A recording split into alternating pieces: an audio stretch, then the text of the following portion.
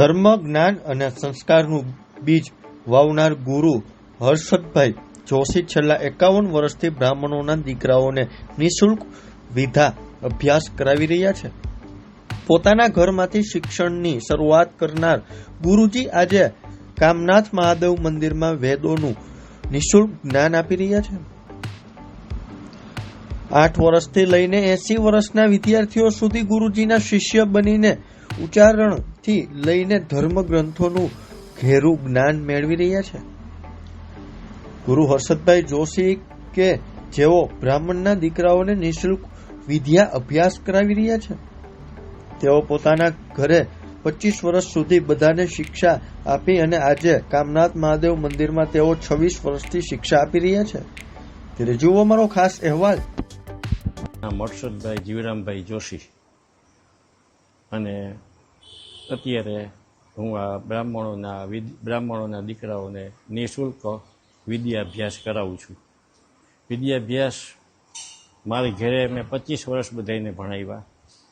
કામનાથ મંદિરમાં 26 વર્ષથી હું ભણાવતો આવું છું. અમારી શિક્ષામાં સંધ્યા, ગ્રહ શાંતિ, રુદ્રી, ચંડીપાઠ અને ભાગવત સુધી બધી વિદ્યા હું બધાને સંપન્ન કરાવું છું. અત્યાર સુધીમાં લગભગ 4 થી 5 હજાર વિદ્યાર્થીઓ અહીંથી વિદ્યાભ્યાસ કરી અને નીકળ્યા છે. અને ગામે ગામથી અહીં બધા ભણવા આવતા, મોરબીથી, ટંકારાથી, ધ્રોલથી, નવા ગામથી, આ બધા ગામે સૌરાષ્ટ્ર આજુબાજુના ગામમાંથી બધા અહીંયા વિદ્યાભ્યાસનો લાભ લે છે. અને આ જગ્યા ઉપર અમારે 26 વર્ષ થયા. આમ ટોટલ મેં 51 વર્ષ થયા ભણાવવાનું ચાલુ કર્યું. આ જગ્યાએ 1999ના શ્રાવણ માસથી અહીંયા પ્રારંભ થયો હતો. ત્યારથી શરૂ કરીને આજ સુધીમાં બધાને આ જ રીતે હું ભણાવતો આવું છું. અને મેં પણ નિઃશુલ્ક જ વિદ્યા લીધી છે. એટલે મેં નિયમ કર્યો, જે વિદ્યા મને મફતમાં મળી છે એ વિદ્યાના પૈસા મારે લેવાય નહીં. બીજું, બધાને ઉપયોગી થવા માટે પણ ઘણાને પુસ્તકો પણ આપું છું. અને એ પુસ્તક ઉપરથી પણ વિદ્યાર્થીઓ અભ્યાસ કરે છે. અને આ અભ્યાસમાં જ્યાં કાંઈ કેવી રીતે ઉચ્ચાર કરવા, આ બધું હું બધાને શીખવાડું છું.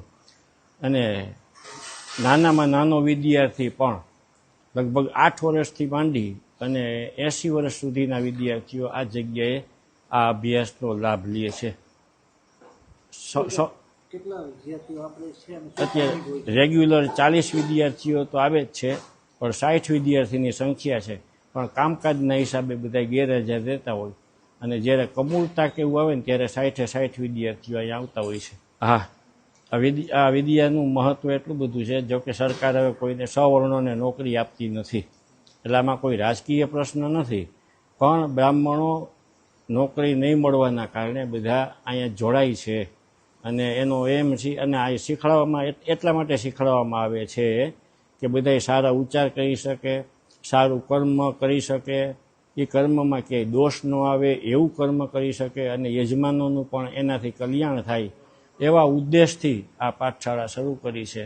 અને આજ સુધી બધા વિદ્યાર્થીઓ જેટલા તૈયાર થયા છે આ ઉદ્દેશને અનુસરીને જ કર્મકાંડ કરાવે છે. અને બધા યજમાનોને ખૂબ સારી રીતે કર્મ કરાવી અને એને સંતોષ આપે છે બધાને.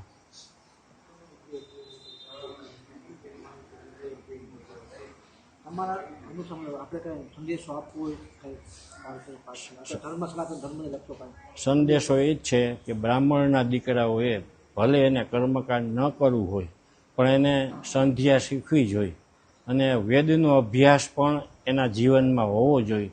તો ઘેર બેઠા એ પૂજા પાઠ વગેરે કરશે તો એની આવનારી પેઢી વેદની પરંપરાને અનુસરશે અને આપણો ધર્મ આગળ હાલશે.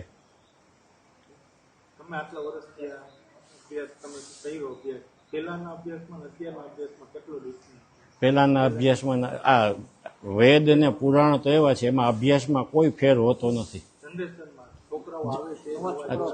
નવા છોકરાઓ જે આવે છે ને એને જરાક ઉત્સાહ વધારે છે અને સારી રીતે ભણે છે અને બહુ ઉત્સાહી છે, અને નવું નવું જાણવાનું એને ઘણી ધગશ છે.